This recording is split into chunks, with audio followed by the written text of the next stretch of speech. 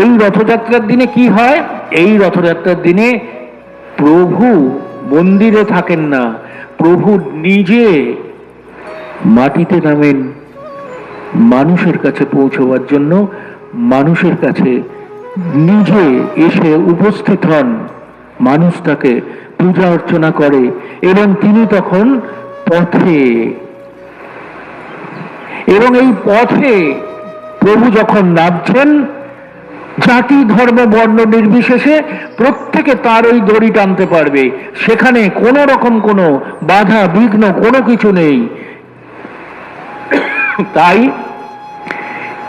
এই রথযাত্রা একটা মিলনের যাত্রা, সর্বধর্মের মানুষের ছোঁয়ার মধ্যে দিয়েই, সব জাতির মানুষের ছোঁয়ার মধ্যে দিয়েই এই রথযাত্রা সার্বজনীন হয়ে উঠল কালক্রমে।